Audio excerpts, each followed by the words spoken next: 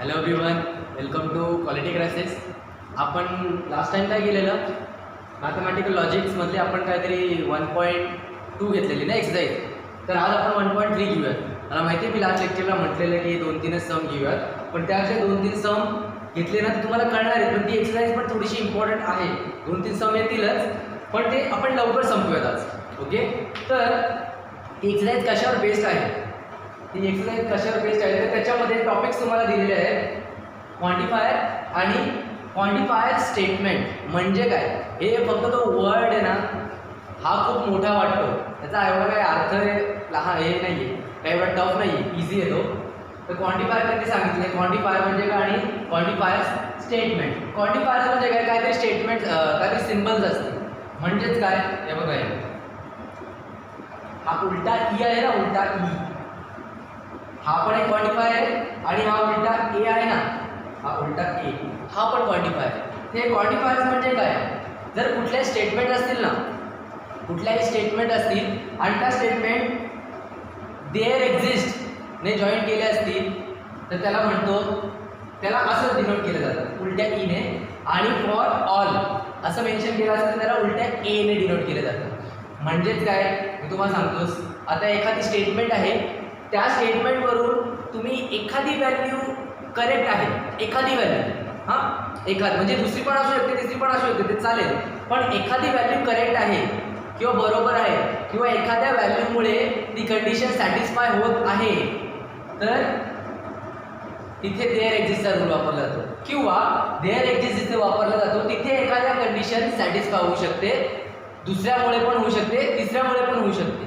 एखाद्या गोष्टीमुळे condition satisfy होत असेल तर व्हॅल्यू असणार ट्रू, जर कंडिशन सॅटिस्फाय होतच नाहीये तर व्हॅल्यू असणार फॉल्स. म्हणजे काय मी तुम्हाला एक्सप्लेन करेल. आणि त्याच्यानंतर हा इथे काय फॉर ऑल, याच्यावर तुम्हाला कळते फॉर ऑल. फॉर ऑल म्हणजे काय, ह्याच्यामध्ये ह्या सिम्बलमध्ये सगळ्या व्हॅल्यू सॅटिस्फाय झाल्या पाहिजे. सगळ्या व्हॅल्यू म्हणजे जेवढ्या त्यांनी दिलेल्या असतील ना इक्वेशनमध्ये किंवा त्यांनी ज्या गिवन दिलेल्या असतील त्या सगळ्या सॅटिस्फाय झाल्या पाहिजे. फक्त एवढं लक्षात ठेवा, याच्यामध्ये एखाद व्हॅल्यू किंवा दोन व्हॅल्यू, याच्यात मिनिमम एक व्हॅल्यू जरी सॅटिस्फाय झाली तरी चालते, पण याच्यात सगळ्या व्हॅल्यू सॅटिस्फाय झाल्या पाहिजे. म्हणजे काय, आपण पुढे जाऊयात. हा तो एक सम आहे, एक सम घेऊयात. मग तुम्हाला समोरून इझी कळेल. हे एवढं तिथे बुक दिलंय, पाहिजे तुम्ही टेक्स्टबुकमध्ये वाचू शकता, टेक्स्टबुकमध्ये दिलेलं आहे काय केलंय काय नाही. आपण डिरेक्टली एक्झाम्पलवरून स्टार्ट करूया. तर हा एक्सरसाइज 1.3 मधला सम आहे, पहिला एक्सरसाइज 1.3 मधला सम आहे, पहिला वाला. तर मी काय केलं, त्यांनी व्हॅल्यूज दिल्या आहेत. ए ब्रॅकेटमध्ये काय दिले, ह्या व्हॅल्यूज दिल्या काय 3, 5, 7, 9, 11, 12 ह्या व्हॅल्यूज दिल्या आहेत. आणि हे 3 सम सॉल्व्ह करायला सांगितलं. हा काहीतरी पहिला सम आहे आणि हा काहीतरी चौथा का सहावा सम आहे वाटतं, मे बी आपण नंबर 6 घेऊन टाकलं, 6वा असेल. ओके, 6वा किंवा चौथा असू शकतो, काहीतरी असेल. म्हणून फक्त सम आहे हा, एवढं लक्षात ठेवा. तर त्यांनी पहिला सम का दिला माहिती आहे का, याला बोलतो कसं माहिती आहे का, देअर एक्झिस्ट.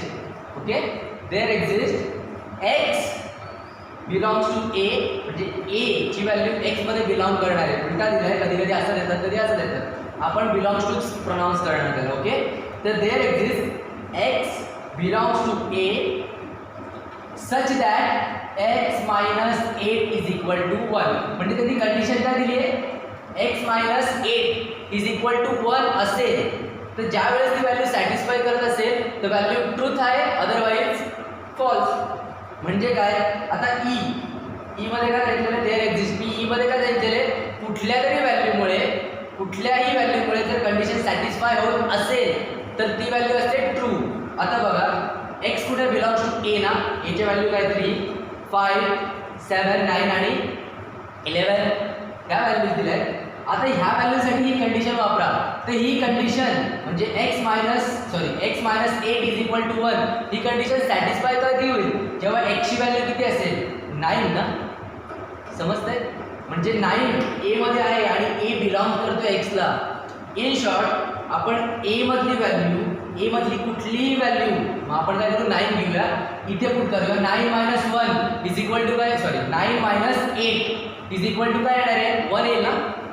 इथून जर ए मधनं बघा, सजदार ए ला बिलॉंग सांगितलेलं आहे त्यांनी, तर मी काय केलंय, ए मधली 9 घेतला, ए मधला 9 घेतला, इथे पुट केला, 9 मायनस 8, तर आन्सर येतोय 1, आन्सर 1 येते. म्हणजे कुठल्याही तरी व्हॅल्यूची कंडिशन सॅटिस्फाय होते ना, तर तुम्ही काय करणार इथे आन्सर काय लिहिणार, the condition is satisfy at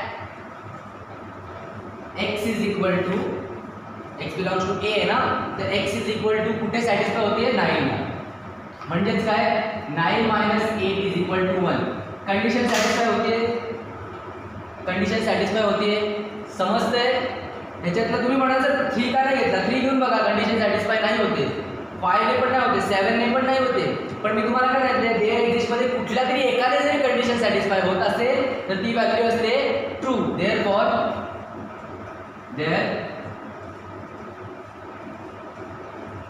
truth value is, त्याची ट्रूथ व्हॅल्यू काय असणार, ट्रू असणार. समजतंय. देअर एक्झिस्ट मध्ये कुठल्या तरी एका व्हॅल्यूने जरी कंडिशन सॅटिस्फाय होत असेल तर त्याला म्हणणार ट्रू, आणि एकाने पण नव्हती होत तर फॉल्स. आता पुढे जाऊयात आपण. फॉर ऑल मध्ये मी काय सांगितलेलं, सगळ्या व्हॅल्यूने कंडिशन सॅटिस्फाय झाली पाहिजे, सगळ्या व्हॅल्यूजने. समजते. आता त्यांनी क्वेश्चन काय दिलाय बघा, for all x belongs to A, x is an even number. आता मला सांगा x बिलॉंग्स टू कोणाला, ए ला आहे, म्हणजे आपण ए चाच नंबर घेणार, आणि कंडिशन काय दिलंय, is an even number.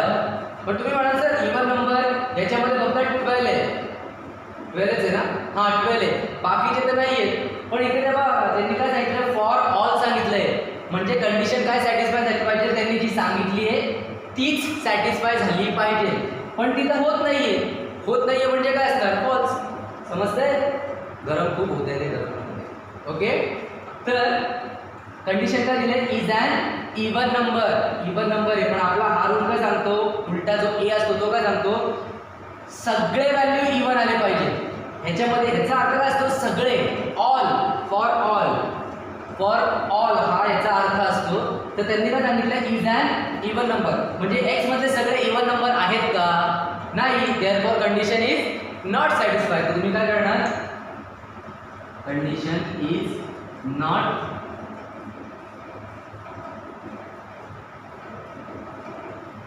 Condition is not satisfy. Okay, तर कंडिशन आता सॅटिस्फाय होत नाहीये म्हणजे काय असणार, ट्रूथ व्हॅल्यू काय असेल, ट्रूथ व्हॅल्यू इज फॉल्स. समजते. आता बघा इथे मी काय सांगितलेलं, सगळ्या व्हॅल्यू ए पासून असणार आहेत. फॉर ऑल सगळ्या व्हॅल्यूसाठी ही कंडिशन सॅटिस्फाय होते का, नाही होते, म्हणून ट्रूथ व्हॅल्यू आली फॉल्स. जर सगळ्यांसाठी ही कंडिशन सॅटिस्फाय झाली असती तर ट्रूथ व्हॅल्यू काय आली असती, ट्रू. समजते. ह्याच्याशी रिलेटेड खूप सम आहेत तुमच्या एक्सरसाइजमध्ये पण आहेत, आणि टेक्स्टबुकमध्ये सॉल्व पण सम आहेत, पाहिजे तर तुम्ही ते बघू शकता. पाहिजे तर हा सम लिहून घ्या.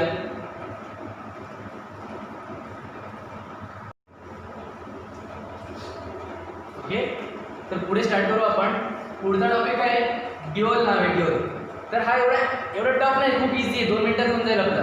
ओके, तर ड्युअलचं मिनिंग काय असतं माहिती आहे का, दोघांचं एकामेकासोबत काहीतरी रिलेशन असेल. म्हणजेच काय, मी आठवते आपण असं काहीतरी केलेलं बघा, म्हणजे पी ऑर क्यू, आपण ह्याला ऑर म्हणतो ना, तर पी ऑर क्यू. तर ड्युअल काय सांगतो, पी ऑर क्यू असेल ना, मी त्याला पी अँड क्यू मध्ये पण कन्वर्ट करू शकतो. पी ऑर क्यू असेल तर त्याला मी पी अँड क्यू मध्ये कन्वर्ट करू शकतो.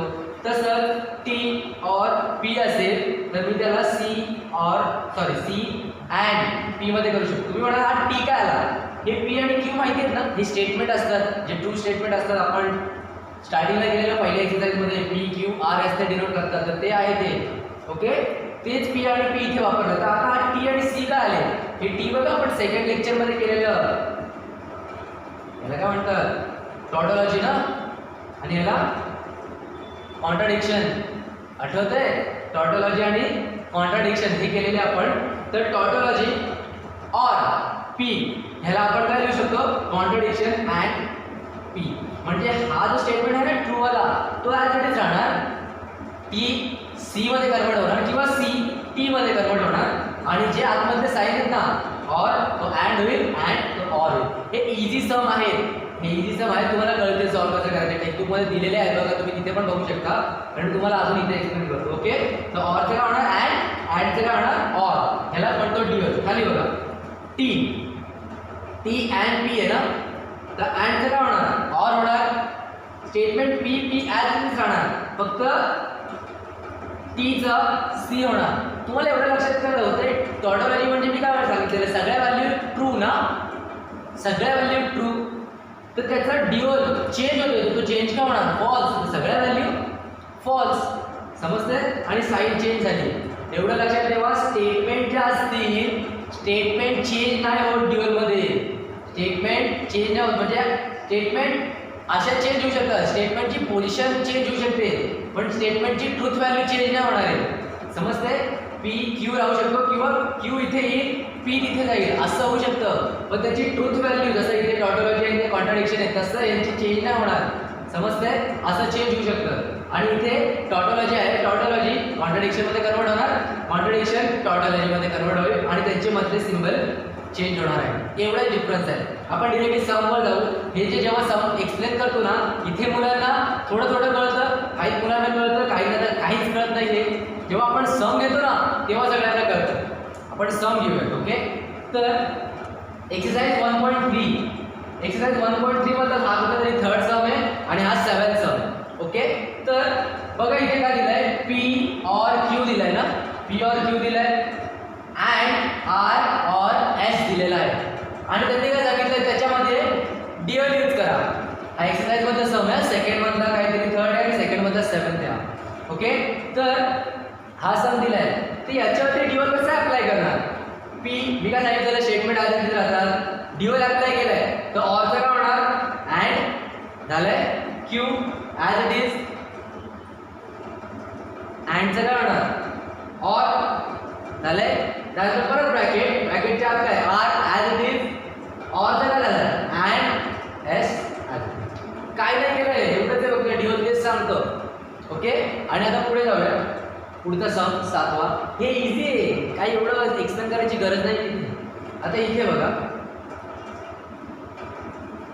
हा सम दिलेला आहे, हा कसा सॉल्व्ह करणार सेम असंच, ब्रॅकेटला ॲज इट इज राहणार. ओके, निगेशन आता ड्युअलचा आहे ना, निगेशनवर काही फरक नाही पडत तर निगेशन ॲज इट इज राहणार. ड्युअलचा निगेशनवर काही फरक नाही पडत तर निगेशन ॲज इट इज राहणार.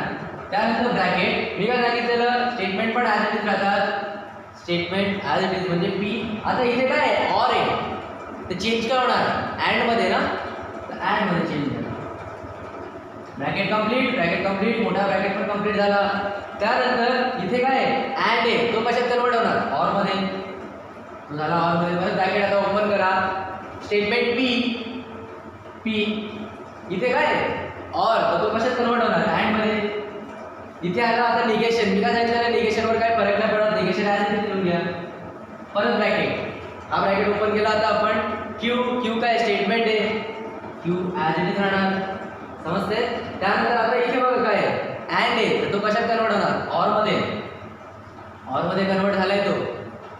निगेशन आला परत, negation as it is, as open statement आहे as it is, bracket complete आणि हे असतं तुमचं. समजले. ड्युअल काय करतो फक्त ह्या साईन्स चेंज करतो. ओके, आणि टॉटोलॉजी आणि कॉन्ट्राडिक्शनमध्ये काय करतो, टॉटोलॉजी असेल तर कॉन्ट्राडिक्शन, कॉन्ट्राडिक्शन असेल तर टॉटोलॉजी आणि त्याच्यासोबत विथ रिस्पेक्टिव्ह साईन पण चेंज करतो. पण स्टेटमेंट ह्या चेंज नाही होत एवढं लक्षात ठेवा. अशा चेंज होतील, लोकेशन चेंज होतील त्यांचे, समजतं. पी इथे जाऊ शकतो, क्यू इथे जाऊ शकतो, पण डिरेक्टली टॉटोलॉजीचं कॉन्ट्राडिक्शन किंवा पीचं क्यू क्यूचं पी असं नाही होणार. समजलंय. हे दोन्ही एक्सरसाइजमध्ये सम आहेत, पाहिजे ते लिहून घ्यायचं.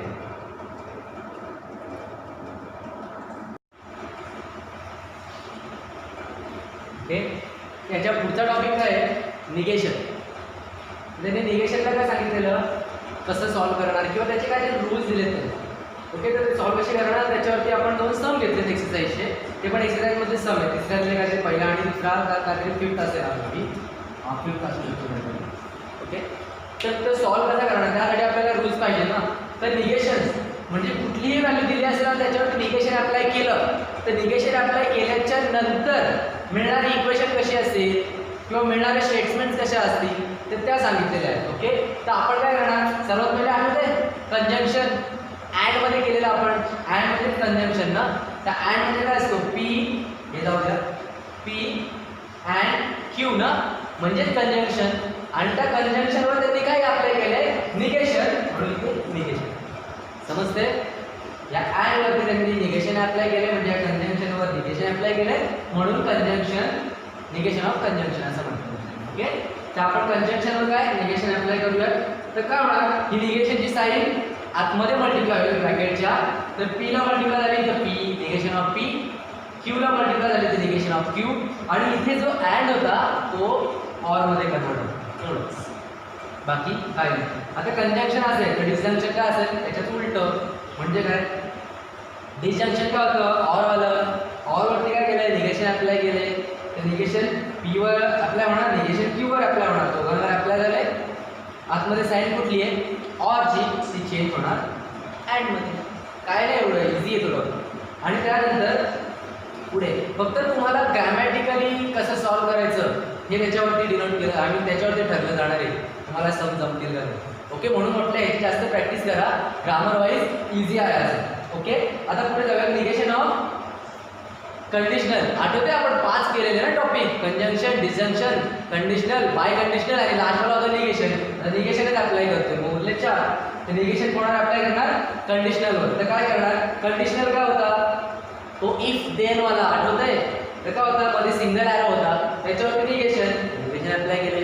ओके, तर त्याची सॉल्विंग कशी होणार, ही निगेशनची साईन आतमध्ये तर मल्टिप्लाय होणार, पण कंजंक्शन मध्ये काय असतं माहिती आहे का, जिथे ॲरो जातोय ना, ज्याच्याकडे ॲरो जातोय, ज्याच्याकडे ॲरो जातोय त्याला मल्टिप्लाय होणार फक्त. ज्याच्याकडे, एवढं लक्षात ठेवा, मी पण असं 12वीला लक्षात ठेवलेलं की ज्याच्याकडे ॲरो जातोय त्याला निगेशन मल्टिप्लाय होणार. ॲरो कोणाकडे जातोय, क्यू कडे, तर क्यूला मल्टिप्लाय होणार निगेशन, आणि पीला नाही होणार, एवढं लक्षात ठेवा. ओके, तर ज्याच्याकडे ॲरो जातोय त्याला निगेशन मल्टिप्लाय होणार, आणि ज्याच्याकडून जातोय त्याला नाही होणार, ज्याच्याकडे जातोय. ओके, आणि ही साईन तर निघून जाईल ना आतमध्ये. आता निगेशन मल्टिप्लाय केलं तर ही साईन निघून जाईल, तर ही साईन निघून गेल्यावर साईन आतमध्ये कुठली येणार, तर आतमध्ये साईन येणार अँडची, आतमध्ये साईन येणार अँडची. असंच लक्षात ठेवा, इझी टॉपिक आहे.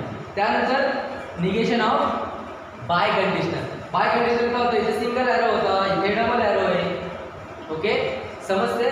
तर ह्याची सॉल्विंग कशी असणार, तर इथे निगेशन अप्लाय केले आपण, इथे बाय कंडिशनल, तर त्याची सॉल्विंग कशी असणार. पहिले बघा, पी कडून क्यू कडे चाललंय, पी कडून क्यू कडे चाललंय ना ॲरो, 2 ॲरो आहेत. तुम्ही म्हणाल सर आता तर दोघांकडे चाललंय, तर रूल दोघांसाठी वापरणार आहे. बघा ना तुम्ही, पी कडून क्यू कडे चाललंय पहिले, तर निगेशन फक्त क्यूला येणार, पीला नाही येणार, आणि मध्ये अँड साईन. त्यानंतर ॲरो क्यू कडून पी कडे पण येतोय ना, दोन्हीकडे ॲरो, तर असं लक्षात ठेवा, क्यू कडून पी कडे पण येतोय, तर मग पीला मल्टिप्लाय होईल, क्यूला नाही होणार. बघा, पीला मल्टिप्लाय होणार, क्यूला नाही होणार. समजतंय, पी कडून क्यू कडे, तर इथे क्यू कडून पी कडे, तर इथे, आणि त्या दोघांच्या मध्ये सॉल्विंग कुठली येणार, साईन कुठली येणार, ऑरची. इझिएस्ट वे मी तुम्हाला सांगतोय, पी कडून क्यू कडे मध्ये साईन अँड, क्यू कडून पी कडे मध्ये साईन अँड, आणि त्या दोघांच्या मध्ये साईन ऑर. असं जरी लक्षात ठेवलं तरी चालणार आहे. Okay, negation of conditional, negation of biconditional आणि निगेशन ऑफ कंडिशनल. हे थोडेसे कॉम्प्लिकेटेड म्हणजे ट्रिकी आहे, ते लक्षात ठेवलं नाही. हे ते इझी आहे, हे तर कोणाला येईल रे, हे ते बकवास आहे. हे इझी, हे थोडंसं ट्रिकी आहे. ते हे जरी केलं ना, मग तुम्ही पुढचे सम करू शकता. आता समवर जाऊयात आपण. एक्सरसाइज 1.3 मधला सम आहे हा. तर त्यांनी हा क्वेश्चन दिलाय बघा, x + 8 > 11 और y - 3 = 6. म्हणजे आपल्याला 2 व्हॅल्यूज लागतात ना, p आणि q लागतात, तरच आपण निगेशन अप्लाय करू शकतो. तर आपण या क्वेश्चन मधून ठरवणार कसं, p कुठला किंवा q कुठला, तुमची मर्जी. पहिला वाला जो सांगितलाय तो p कन्सिडर करायचा असतो, दुसरा वाला असतो तो q कन्सिडर केला. ओके, आता मग समजा x + 8 > 11 याला मी p कन्सिडर केलं, y - 3 = 6 त्याला मी q कन्सिडर केलं, आणि दोन्ही कनेक्टेड कशाने आहेत, ऑर ने. मध्ये साईन कुठली येणार, ऑर. हे जाऊ द्या, मध्ये साईन कुठली येणार, p मी पी ला काय कन्सिडर केलं x + 8 = 11 त्याला कन्सिडर केलेलं आहे आणि y - 3 = 6 त्याला काय केलंय q कन्सिडर केलंय आणि ते दोन्ही कशाने कनेक्टेड आहेत ऑर ने. तर मी काय लिहिलं दोन्ही एकमेकाला कनेक्टेड आहेत ऑर ने. त्याच्यावर मी काय अप्लाय करायला सांगितलं निगेशन. आता इथे निगेशनचे सम आहे तर तो पण निगेशनचाच घेणार आहे मी. ओके ते निगेशन अप्लाय करायला सांगितलंय तर मी निगेशन अप्लाय समजते. P और Q वर मी निगेशन अप्लाय केला तर P और Q वर निगेशन अप्लाय केलं तर काय असतं आतमध्ये निगेशन मल्टिप्लाय होतो ना. निगेशन आतमध्ये मल्टिप्लाय होतो ऑरचं काय होतो अँड आणि निगेशन दोघांना मल्टिप्लाय होणार. इथे बघा इथे कुठेतरी गेले आपण इथे. आज हे क्वेश्चन काही एवढं नाही इथे. फक्त तुम्हाला व्हॅल्यू कुठल्या पुट करायच्या आहेत त्या डिसाईड कराव्या लागतील आणि ते ठरवणार कसं ऑर अँड इफ देन त्याच्यावरून ठरवणार. समजतंय हा. दुसरा करूया दुसरा इंटरेस्टिंग आणि तो next one. If it is raining then we will go and play cricket. Sorry cricket नाही क्रिकेटच झालं नंतर football. Okay if it is raining then we will go and play football. तर याच्यामध्ये तुम्हाला समजतंय का इफ आलाय आणि देन आलाय म्हणजे साईन कुठली कंडिशनलची. समजते साईन कुठली येणार आहे कंडिशनलची साईन येणार आहे. आता ती कशा कशात येणार तर स्टेटमेंट किती आहेत त्याच्यामध्ये हे डिसाईड करा. कारण हे कुठले माहिती आहे का कंपाऊंड स्टेटमेंट आहे म्हणजे 2-3 स्टेटमेंट एकमेकाला जॉईन करून तयार झालेली स्टेटमेंट आहे. ते याच्यातले स्टेटमेंट कुठले कुठले असणार तर आपण काय करणार इफ पासून चालू झालाय देन पर्यंत गेलाय तर हा एक स्टेटमेंट असणार म्हणजे काय इट इज रेनिंग ही एक स्टेटमेंट. समजते इफ आणि देनच्या मधली एक देनच्या पुढची दुसरी. समजते असं आपण डिसाईड करतो ना. इफ आणि देनच्या मधली एक स्टेटमेंट देनच्या नंतरची दुसरी स्टेटमेंट आणि तिथे पण अजून काहीतरी वेगळं असेल तर त्याची पण वेगळी स्टेटमेंट असेल. ओके आता इफ आणि देनच्या मध्ये काय इट इज रेनिंग ते याला एक स्टेटमेंट कन्सिडर केला आणि त्याला नाव द्या पी. समजते तर पीला रेनिंग काय दिली इट इज रेनिंग. बघा इट इज रेनिंग. आता देन झाला देनच्या नंतरची पुढची स्टेटमेंट असते तर आपण काय म्हणणार we will go and play cricket. याला क्यू कन्सिडर करू शकतो एवढ्या पूर्ण स्टेटमेंटला क्यू कन्सिडर करू शकतो. पण ती पण स्टेटमेंट अँडने जॉईन केली बघा म्हणजे त्या पूर्ण स्टेटमेंटला क्यू नाही कन्सिडर करणार. समजतंय. समजा इथे अँड नसता फॉर असता किंवा टू असता तर आपण ही पूर्ण statement as a Q consider केली असते. पण इथे अँड आलाय म्हणजे ती क्यू स्टेटमेंट कन्सिडर करताना येणार तिथे पण 2 स्टेटमेंट असतात. तर आपण काय करणार देन आणि अँड याच्यामध्ये जी स्टेटमेंट असेल ना त्याला क्यू कन्सिडर करणार. समजते स्टेटमेंट तोडल्या कशा जातात आणि जोडल्या कशा जातात. देन अँड ऑर इफ याच्याने जोडल्या जातात. इफ अँड ओनली इफ त्याच्याने. तर ही तर पहिली झाली. वी विल गो याला क्यू कन्सिडर करा क्यू वी विल गो. आता अँडने जॉईन केली. आता पुढची बघा प्ले क्रिकेट. तर प्ले क्रिकेटला काय कराल आर कन्सिडर करा. समजतंय. ह्याच्या पुढे पण सम होऊ शकतो ऑर प्ले क्रिकेट. सॉरी इथे फुटबॉल होता माय मिस्टेक क्रिकेटच बोलतोय मी. प्ले फुटबॉल आणि ह्याला अजून पुढे पण वाढू शकतो ऑर क्रिकेट. ऑर जर क्रिकेट झाला असतं तर एस इज इक्वल टू पण आला असतं. समजते तसा सम दिलेला नाही. तर परत सांगतो इफ आणि देनच्या मध्ये जी स्टेटमेंट आहे त्याला क्यू कन्सिडर केलंय. देनच्या नंतरची जी असते त्याला क्यू कन्सिडर केलं असतं. ओके तर क्यू कन्सिडर केलं असतं त्याला पण इथे अँडने जॉईन केलंय म्हणून त्याला क्यू नाही घेतलं. त्याला अँड आणि देनच्या मधलं जी स्टेटमेंट आहे त्याला क्यू घेतलंय आणि अँडच्या नंतरच्या स्टेटमेंटला काय घेतलंय आर घेतलं. ओके आता ही स्टेटमेंट जॉईन कशी केली आहे सिम्बॉलिकली तर त्याला कसं करणार मग पी आहे क्यू आहे आणि आर. पी आणि क्यू कशाने जॉईन केले इफ देन ने ना. तर इफ देनची साईन तर ही असते. तर मी काय करणार पी म्हणजे इफ पी देन इथे देन आलाय हा पूर्ण इफ देन या पूर्ण स्टेटमेंटवर अप्लाय होतोय बघा. या पूर्ण स्टेटमेंटवर अप्लाय होतोय आतमधल्या. तर मी काय करणार ॲरो ह्या दोघांना मिळून देणार कारण दोघांवर अप्लाय होतो ना. We will go for play football. त्या दोघांवर अप्लाय होतो इफ देन, म्हणून आपण इथे ॲरो दिलेला आहे. पुढे का नाही दिला, कारण देन इथे आहे, देनच्या नंतरच्या स्टेटमेंटवर अप्लाय होतोय, तर देनच्या नंतरच्या स्टेटमेंटवर अप्लाय होणार. आणि देनच्या नंतरची स्टेटमेंट पण काय आहे, we will go and play football. तर we will go and play football. समजते कसं देतोय आपण, ह्याच्यासाठी प्रॅक्टिस खूप इम्पॉर्टंट आहे. तुम्हाला चॅप्टर इझी आहे पण प्रॅक्टिस इम्पॉर्टंट आहे. तर परत सांगतो, it's raining if then we will go and play football. ही इक्वेशन तयार झाली. आता ह्या इक्वेशनवर निगेशन अप्लाय करायला सांगितलं, तर करा निगेशन अप्लाय. तर निगेशन अप्लाय केलं आपण इथे, निगेशनची साईन किती, आता निगेशनची साईन काय आतमध्ये मल्टिप्लाय होणार.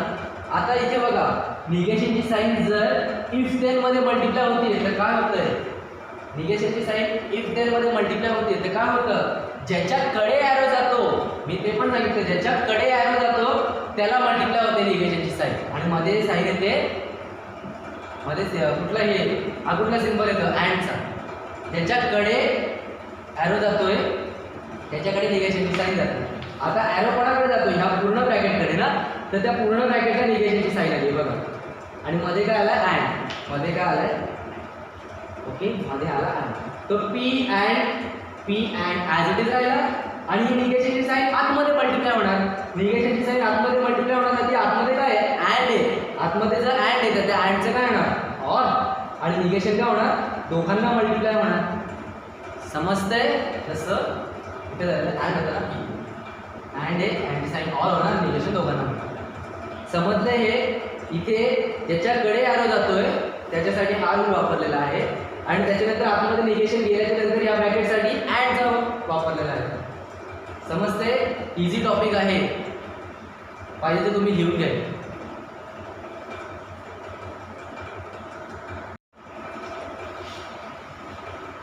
ओके, तर आता पुढचा टॉपिक घेऊयात आपण. पुढचा टॉपिक काय आहे, कॉन्व्हर्स, इनव्हर्स आणि कॉन्ट्रा पॉझिटिव्ह. ओके, तर हे काय, हे पण इझी आहे. कॉन्ट्रा पॉझिटिव्ह तुम्ही म्हणाल सर तुम्ही तर काय सगळ्यात इझी बोलताय, आणि खरंच इझी आहे. कॉन्व्हर्स, इनव्हर्स आणि कॉन्ट्रा पॉझिटिव्ह हे आहे काय. सर्वात पहिले हे कॉन्व्हर्स इनव्हर्स आहेत ना, हे फक्त इम्प्लिकेशनमध्ये वापरले जातात. इम्प्लिकेशन माहिती आहे, म्हणजे कंडिशनल आपण बोलतो, दोन नाव आहेत ना, इम्प्लिकेशन आणि कंडिशनल. तर काही म्हणा, इम्प्लिकेशन पण म्हणतात, कंडिशनल पण म्हणतात. तर इम्प्लिकेशनमध्ये वापरलं जातं ते. तर यूज काय होतो त्याचा, तर सर्वात पहिले जो रूल आहे ना, हा कॉन्व्हर्स आहे. कॉन्व्हर्स आहे, मी त्याला नेमिंग दिले नाही आहे. सर्वात पहिले आहे तो कॉन्व्हर्स. ओके, तर कॉन्व्हर्स काय सांगतो, पी इम्प्लिकेशन क्यू जर दिलेला असेल तर त्याचा कॉन्व्हर्स काय असणार, Q implication of P. Converse काय असतो, उलटा ना. समजते ना, कॉन्व्हर्स काय असतो, उलटा. Pythagoras theorem, converse of Pythagoras theorem काय असतं, उलटा ना. तर पी टेन्स टू काय बोलतो, लिमिट्समध्ये बोलतो. इम्प्लिकेशन, तर पी इम्प्लिकेशन क्यू असेल तर त्याचा कॉन्व्हर्स असणार क्यू इम्प्लिकेशन ऑफ पी. आणि हे स्टेटमेंटमध्ये पण लिहायचं असतं की ते सम जेव्हा करून आपण तेव्हा तुम्हाला सांगतो, P implication Q, Q implication P. त्यानंतर दुसरा काय असणार आहे, आता इथे इन्व्हर्स आहे बघा, दुसरा पण इन्व्हर्सच आहे. तर इन्व्हर्स काय असतो बघा, त्याच्यामध्ये पण काय दिलं, पी इम्प्लिकेशन ऑफ क्यू, इम्प्लिकेशनमध्येच वापरतात. ओके, तर पी इम्प्लिकेशन ऑफ क्यू दिलाय ना, तर त्याचा इन्व्हर्स काय असणार, त्याच्यामध्ये नॉट वापरला जाईल किंवा निगेशन वापरलं जाईल. इन्व्हर्स काय असतो, साईन चेंज होतात ना. साईन, एक काम करा, समजा हे पॉझिटिव्ह आहे, निगेशन म्हणजे निगेटिव्ह आहे, साईन चेंज होतात ना. साईन थीटा जर या साईडला आहे, थीटा इथे ठेवला तर तो या साईडला आला काय होईल, साईन इन्व्हर्स होईल ना. ते तुम्हाला इंटिग्रेशनमध्ये सर सांगतीलच किंवा मी सांगेल तुम्हाला. पण साईन थीटा इथे ट्रिगो आहे, मी लास्ट टाइम पण सांगितलं 11th ला. ट्रिगो जर या साईडला आला तर इन्व्हर्स होतो, म्हणजे काय साईन चेंज होतात ना. तसंच इथे कन्सिडर करा, इथे पी आहे, इथे क्यू आहे, तर याचा इन्व्हर्स काय असेल, ह्याच्यासाठी असं लक्षात ठेवा की साईन चेंज झाली, म्हणजे काय निगेशन अप्लाय झालं आहे. पोझिशन कायच आहेत बघा, पी आणि क्यूच्या पोझिशन कायच आहेत, फक्त निगेशन अप्लाय झालं. ओके, हे काय असतं इन्व्हर्स. आणि त्यानंतर काय आलं, कॉन्ट्रा पॉझिटिव्ह. ओके, तर कॉन्ट्रा पॉझिटिव्हला हे सर हे काय नेमिंग काय दिली असतं, त्यांची मर्जी, त्यांच्या मनात आलं त्यांनी नेमिंग दिली. ओके, तर कॉन्ट्रा पॉझिटिव्ह काय असतं, कशावरती अप्लाय करणार, इम्प्लिकेशनवरच अप्लाय करणार. पी इम्प्लिकेशन ऑफ क्यू, तर कॉन्ट्रा पॉझिटिव्ह काय असतं, या दोघांचं मिक्सचर, या दोघांचंही मिक्सचर असतं. म्हणजेच काय, कॉन्व्हर्स पण होणार आणि इनव्हर्स पण होणार. समजते? कॉन्व्हर्स म्हणजे काय, पोझिशन चेंज करतात. तर बघा याची पोझिशन चेंज झाली, क्यू पुढे आलाय, पी मागे गेलाय. आणि इनव्हर्स काय असतो, निगेशन अप्लाय करतो, निगेशन अप्लाय करतो. बस, बाकी काही नाही. या दोघांचा कॉम्बो इथे म्हणू शकतो. ओके, समजले काय केलंय. आता याच्याशी रिलेटेड एक सम घेऊयात आपण. हे समजले तुम्हाला? ओके, काय करणार इथे, कॉन्व्हर्स लोकेशन चेंज करणार, इनव्हर्स फक्त साइन चेंज करणार. आणि याच्यामध्ये कॉन्ट्रा पॉझिटिव्हमध्ये दोन्ही, या दोघं हे दोन्ही वापरले जाणार आहेत. ओके, तर पुढे जाऊयात आपण. ते एक्सरसाइज 1.3 दिली. ते एक्सरसाइज 1.3 मधला काहीतरी थर्ड सम वाटतं, थर्ड सम. तर मी हा का घेतलाय, कारण ह्याच्यामध्ये सगळ्या व्हॅल्यूज कंप्लीट झालेल्या आहेत. तर त्याचं सम काय माहिती आहे का, if the surface area decreases then pressure increases. ही स्टेटमेंट ट्रू आहे का? याच्याशी मॅथ्सशी रिलेटेड नाही. आपण जेव्हा चॅप्टर केलेलं ना फ्लुइड मेकॅनिक्सचं होतं, मेकॅनिकल प्रॉपर्टीज ऑफ फ्लुइड, त्याच्यामध्ये त्याचा रूल वापरा. आणि ही स्टेटमेंट ही त्यांनी सांगितलेली आहे, ती खरी आहे का बघा, मला नाही माहिती. तुम्ही ठरवा, ती खरी असेल तर खरी आहे, खोटी असेल तर खोटी आहे. असं सांगा मला ग्रुपमध्ये, सांगा की सर तुम्ही जी स्टेटमेंट सांगितलेली ना ती खरी आहे का खोटी आहे. ओके, लेक्चर जेव्हा बघाल तेव्हा मग ग्रुपमध्ये टाका की सर तुम्ही जी स्टेटमेंट टाकलेली ती खरी होती का खोटी होती. ओके, तर ही जी स्टेटमेंट आहे, if the surface area decreases then pressure increases, तर त्यांनी ही स्टेटमेंट दिलेली आहे. तर त्या स्टेटमेंटला मी दोन पार्टमध्ये कट केलं, म्हणजे दोन स्टेटमेंटमध्ये गेलं का.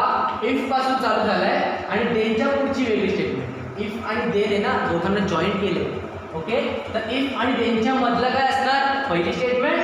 देनच्या नंतरचं काय असणार, दुसरी स्टेटमेंट. आपण असं केलेलं, तर इफ आणि देनच्या मध्ये काय, सरफेस एरिया डिक्रीजेस, तर ती पहिली स्टेटमेंट घेतली.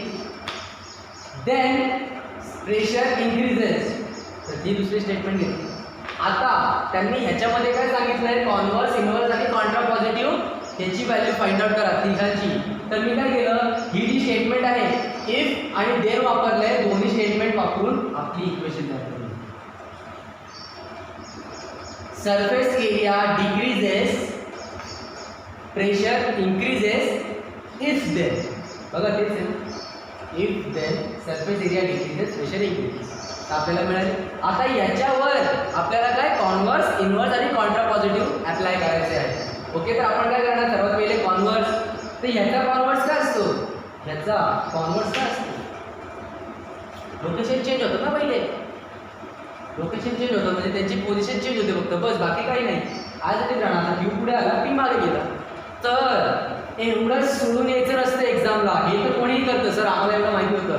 ते मार्क्स यांचे तर देतात, पण मॅक्झिमम मार्क्स स्टेटमेंटचे असतात का, कारण स्टेटमेंटवरून ग्रामर डिसाईड करतात. ओके, तर आता बघा, पी पासून क्यू पर्यंत गेलाय, तर त्याचं काय ना, क्यू पासून पी पर्यंत त्याचा कॉन्व्हर्स अप्लाय केला. आता हा कॉन्व्हर्स अप्लाय केलाय ना, कॉन्व्हर्स अप्लाय केल्याच्या नंतर जी इक्वेशन मिळाली आहे ना, त्याला स्टेटमेंट फॉर्ममध्ये लिहा. तर कसं लिहिणार, मध्ये सिम्बल कुठला आहे, इम्प्लिकेशनचा, म्हणजेच काय असणार, इफ देन. हे इक्वेशन काय बोलतो, स्टेटमेंट स्टार्ट होणार इफ पासून ना, इफ पासून असेल तर जायला देतो. आता आहे मध्ये, तर इफ पासून स्टार्ट होणार. इफ पासून पहिला कुठला आहे, क्यू. क्यूला काय मांडलंय, प्रेशर इन्क्रीज ना, तर इफ प्रेशर इन्क्रीज, स्टेटमेंट संपली. कनेक्ट केलाय तर देन येणार, इफ पासून चालू केलाय देनवर आला. परत पुढे पीला काय मानलं, सरफेस एरिया डिक्रीजेस. तर स्टेटमेंट काय होणार, if pressure increases then surface area decreases. आता इथे जागा नाही म्हणून मी असं लिहिलंय, if pressure increases then surface area decreases. आपण स्टेटमेंटवरून इक्वेशन फॉर्ममध्ये आलो, इक्वेशन फॉर्मवरून परत स्टेटमेंटला गेलो. या स्टेटमेंटचे मार्क्स असतात. ओके, तर पुढे जाऊया, इनव्हर्स. आता याच्यावरच इनव्हर्स अप्लाय करायचं. तर आता इनव्हर्स काय असतो, पोझिशन तेच असणार, फक्त निगेशन साईन. पोझिशन तेच असणार, फक्त निगेशन साईन. काय केलंय हे बघा, काय केलं, निगेशन साईन आले पी. ओके, तर आता निगेशन साईन अप्लाय केलेत आपण. आता त्याची स्टेटमेंट काय असणार, आपल्याला इक्वेशन तर मिळाली, स्टेटमेंटवरून इक्वेशन, आता इक्वेशनवरून परत स्टेटमेंट, आणि ह्या स्टेटमेंटचेच मार्क्स असतात. तर काय करणार, निगेशन ऑफ पी आहे ना, पी काय इकडे सरफेस एरिया आहे ना, पण त्याचं निगेशन आहे म्हणजे नॉट. ओके, मग इज नॉट किंवा डज नॉट काय येणार, तर ते ग्रॅमॅटिकली तुम्हाला कळायला पाहिजे की if the surface area, area म्हटली 2 डायमेन्शनल गोष्ट आहे म्हणून डज नॉट. एकटा असता तर काय केलं असतं, इज नॉट ना, हे 2 डायमेन्शनल म्हणून डज नॉट केले. ओके, डज कुठे येणार, इज कुठे येणार, आता मी इंग्लिशचं लेक्चर नाही घेणार, आपलं मॅथ्स चालू आहे तेवढं लक्षात ठेवा. ओके, तर इफ सरफेस एरिया, पी काय सरफेस एरिया ना, तर इथे बघा निगेशन ऑफ पी आहे. तर if surface area does not increase, negation आलं म्हणून डज नॉट. आता इथे इम्प्लिकेशन येतं, देन इफ झाला देन निगेशन ऑफ क्यू म्हणजेच काय, then pressure does not increases. Q काय प्रेशर इन्क्रीज पण निगेशन आहे म्हणून डज नॉट. समजलंय, जसेच्या तसं आपण लिहिलेलं आहे, पाहिजे तर व्हिडिओ रिवाइंड करून परत बघू शकता. Surface area does not increase, इन्क्रीजच आहे का इथे, डबल लिहिलं होतं. सरफेस एरिया काय इथे डिक्रीज आहे ना, आणि डज नॉट इन्क्रीज. ओके, चल माहिती तुम्हाला कन्फ्युज झालं असेल, कन्फ्युजन झाले असेल, एवढं लिहिताना मला पण कन्फ्युजन झालेली. ओके, तर काय असणार, पी काय सांगितलं, सरफेस एरिया डिक्रीजेस. तर if surface area does not decrease then pressure does not increase. दोन्हीकडे इन्क्रीज झालेलं मगाशी, तर डिक्रीज झालेलं आहे, लिहून घेतलंय मी. ओके, तर त्याच्यानंतर पुढे कॉन्ट्रा पॉझिटिव्ह काय असेल, तर आता मला सांगा कॉन्ट्रा पॉझिटिव्हचा रूल काय असतो, या दोघांचा कॉम्बो ना, म्हणजे काय होणार, पोझिशन पण चेंज होणार आणि निगेशन पण ॲप्लाय होणार. ओके, पोझिशन पण चेंज होणार आणि निगेशन पण ॲप्लाय होणार. ओके, समजतंय. तर काय करणार मी, पोझिशन पण चेंज झाली आहे आणि निगेशन पण ॲप्लाय झालं. तर याचा आन्सर काय असणार, याचा आन्सर काय असणार, तर याचा आन्सर तुम्ही पहिले व्हिडिओच्या खाली, म्हणजे जेव्हा व्हिडिओ झाली तर पहिले आन्सर आपल्या ह्या मेथडने सॉल्व करा आणि मग मागे चेक करा याचा आन्सर काय असेल. याचा आन्सर काय असेल, मागे आन्सर दिले आहे, मागे आन्सर दिलं म्हणून मुद्दा मी ते लिहिलेलं नाही. ह्या दोघांच्या बेसिसवर किंवा याच्या बेसिसवर डज नॉट आहे ते वापरलं जाणार आहे, मग त्याच्या बेसिसवर इथलं आन्सर पहिले तुम्ही लिहून घ्या आणि मग टेक्स्टबुकच्या मागच्या आन्सरमध्ये चेक करा, टेक्स्टबुकच्या मागे आन्सर दिले. ओके, हे समजलेलं आहे नक्की, पहिले ते सम लिहून घ्या.